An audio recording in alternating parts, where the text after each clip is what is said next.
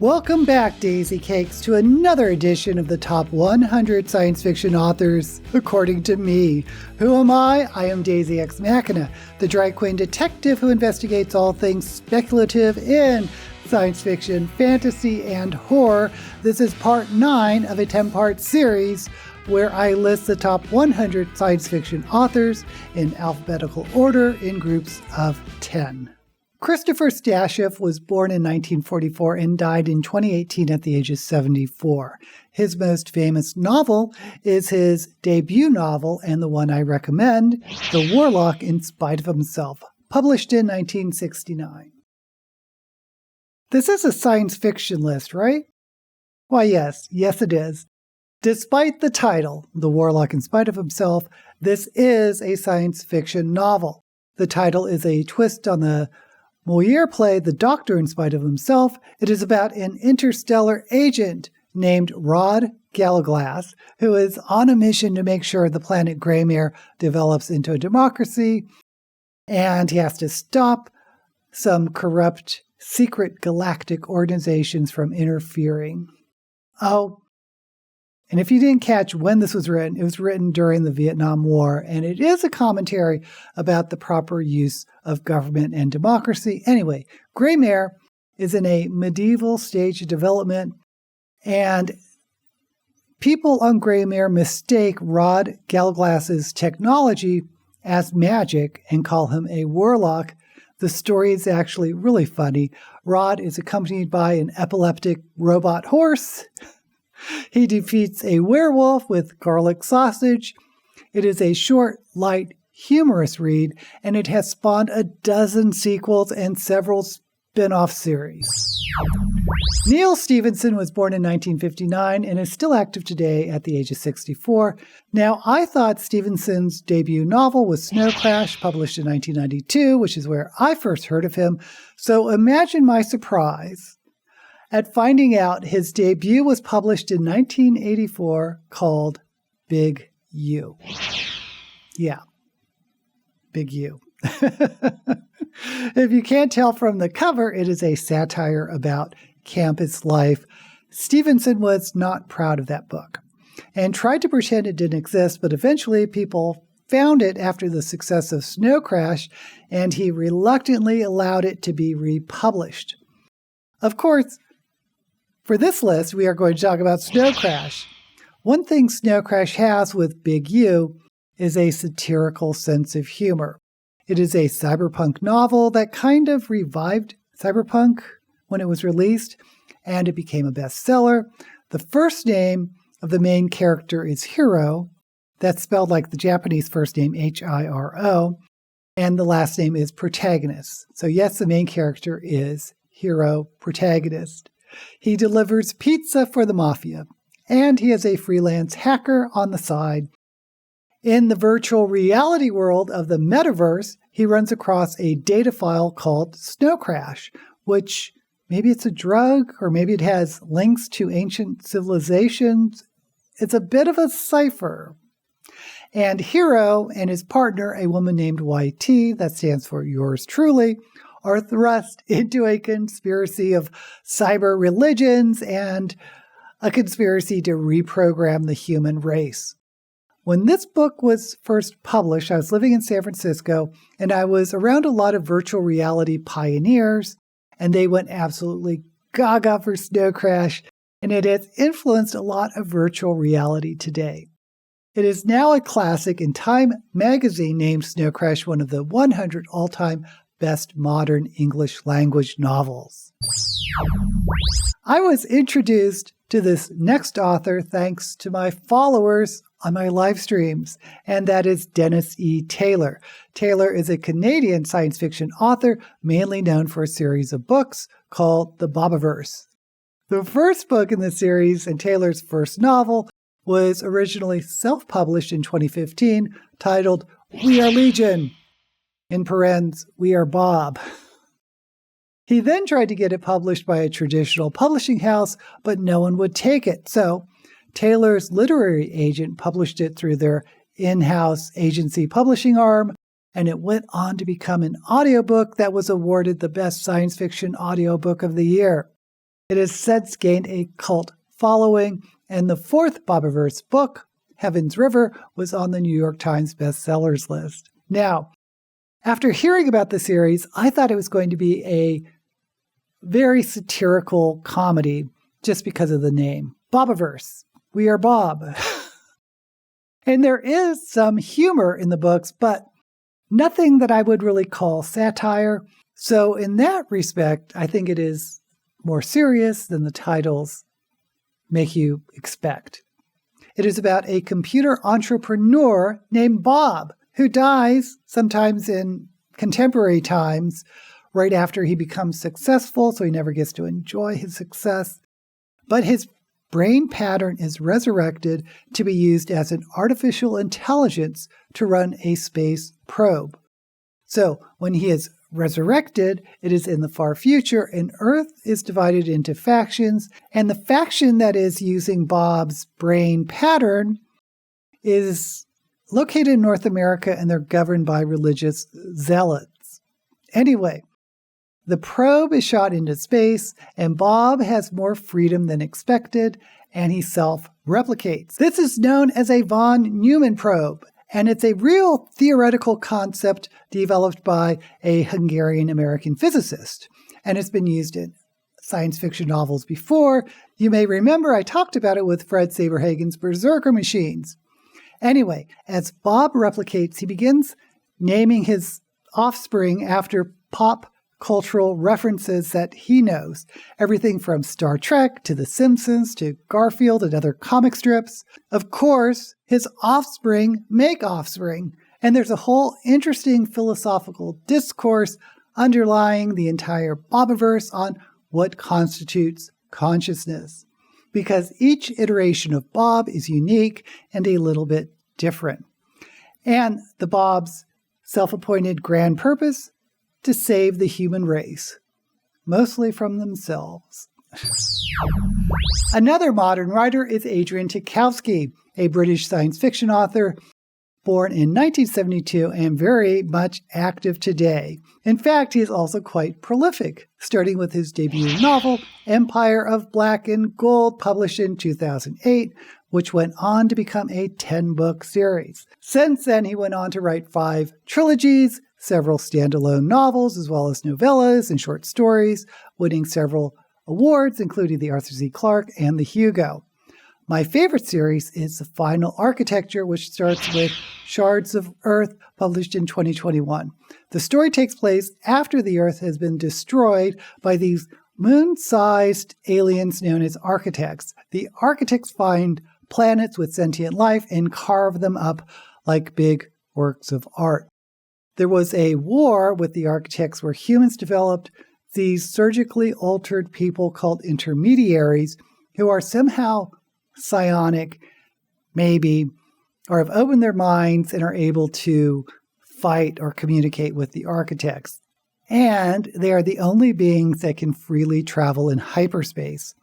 The story is about one of these intermediaries, a man named Idris, and the humans and aliens around him that take us on a really intense journey to discover more about the architects. You'll definitely want to plan on reading the entire trilogy, which continues with Eyes of the Void, published in 2022, and finishes with Lords of Uncreation, published in 2023. Let's go back to the golden age of science fiction because we're going to talk about Jack Vance. Vance was born in 2016 and died in 2013 at the age of 96.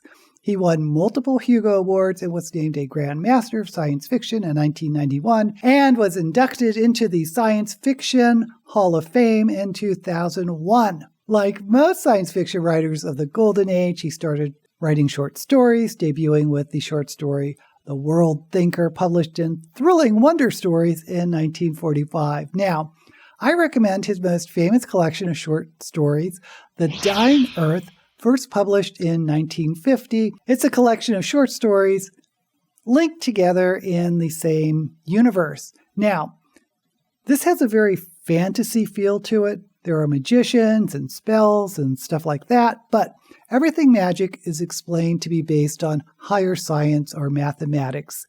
But It does give the stories a sort of mystical quality. As the title implies, the stories are set in Earth's final days, the dying Earth, when the sun is red and dimming and everyone knows the end is near.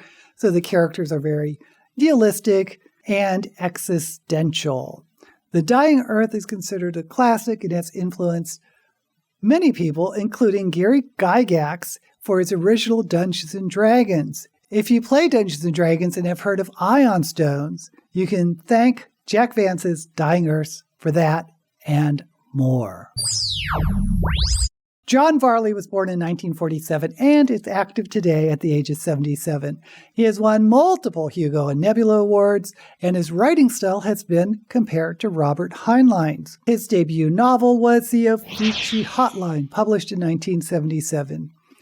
I really enjoyed his 1983 novel, Millennium, which became what I thought was a good time travel movie in 1989, though I don't think it was very well received. Anyway, Varley wrote one of my favorite trilogies of all time called the Gaia Trilogy, which starts with Titan, published in 1979. It was nominated for both the Hugo and Nebula and won the Locus for Best Novel. It is about a scientific expedition to Saturn commanded by a NASA career woman named Sirocco Jones. She and her crew discover an alien habitat where they crash land and find themselves separated into a world with centaurs and bird-like humans called angels and giant Senian gas bags called blimps. Sirocco must make the journey to the center of the habitat to confront the main intelligence that seems to be controlling everything. Now, there are trigger warnings for this novel. It's very adult, so do your own research, but I absolutely love Titan and its sequels, Wizard, published in 1980, and the conclusion, Demon, published in 1985. It is a wild, fantastic journey with some of the best world building you'll ever find. We have to give a nod to one of the grandfathers of science fiction. I'm talking about the French author Jules Verne, who was born in 1828 and died in 1905 at the age of 77. He first published in 1863 with 5 Weeks in a Balloon. 1863, yes, that was in the middle of the American Civil War. He mostly wrote speculative works, many times about journeys to undiscovered countries. His most famous works are Journey to the Center of the Earth, published in 1864, and, of course, 20,000 Leagues Under the Sea, published in 1869. I call him the grandfather because he inspired authors such as H.G. Wells and Edgar Rice Burroughs, who inspired, in their turn, authors of the Golden Age. One book that I think is fascinating is The Mysterious Island, published in 1874. The story is set in America during the Civil War, where a group of Northern prisoners of war escape in a hot air balloon and crash land in, you guessed it, a mysterious island. It's interesting that one member of this group is an ex-slave named Nebuchadnezzar. Now remember, Verne is a Frenchman who was not maybe the best person to write about the experience of a black man during the Civil War, but I appreciate the effort. What many people may not know is Mysterious Island is actually kind of a sequel to 20,000 Leagues Under the Sea. Check it out. Joan Vinge was born in 1948. I don't believe she's that active today. She suffered brain damage from a car accident in 2002 and also suffers from fibromyalgia, although she did write 2 novels since then. She first began publishing short stories as early as 1974. Her debut novel was The Outcasts of Heaven's Belt, published in 1978. But the novel that made her famous is The Snow Queen, published in 1980, which went on to win the Hugo. As you can maybe guess from the title, it is inspired by the Hans Christian Andersen fairy tale of the same name. The story takes place on the mostly water planet Tiamat, which orbits a black hole. Humans are divided into 2 clans, the Summer Clan and the Winter Clan. The rest of humanity can only reach Tiamat when an interstellar gate is opened. I believe it's open for 150 years and then closes for 150 years. The planet alternates the rule between the winter and summer matriarchal clans. The story opens with the Winter Clan in power, led by the Snow Queen, Arianrhod, whose life has been extended by the longevity drug harvested from the native sea creatures, which, of course, makes the planet very popular for the rest of the human race. A woman named Moon gets caught up in the politics of Tiamat. Her cousin is whisked off to become the consort to the Snow Queen, and the machinations and politics of the world close in around her. It is a really good book. There's another Vinge in the room. I'm talking about Vernor Vinge. And yes, at one time he was married to Joan Vinge. He was born in 1944 and died earlier this year in 2024 at the age of 79. He first published with a short story in 1965. His debut novel was Grimm's World, published in 1969. His novella True Names, published in 1981, is considered by many as the first novel to truly flesh out the concept of cyberspace, which inspired cyberpunk authors like William Gibson and Neal Stephenson. But my favorite of his novels is Fire Upon the Deep, published in 1992, which went on to win the Hugo. Now, what I really loved about Fire Upon the Deep are the aliens, but I don't really want to talk about them because of spoilers.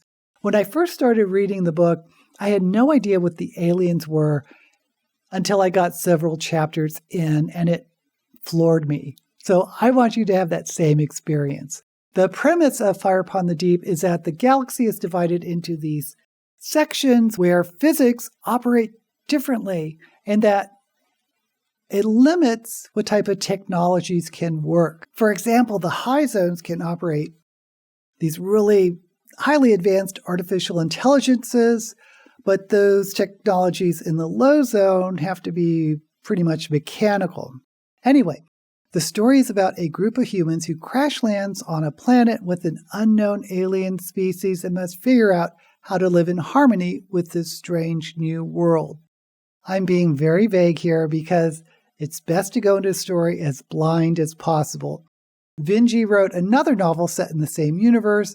I won't call it a sequel because the story is a standalone, but it is A Deepness in the Sky, published in 1999, and that too went on to win the Hugo and introduces another really fascinating and unique alien race. The last science fiction writer of this group is one I know everyone knows because he has become a household name. Yes, I am talking about Kurt Vonnegut. Vonnegut was born in 1922 and died in 2007 at the age of 84.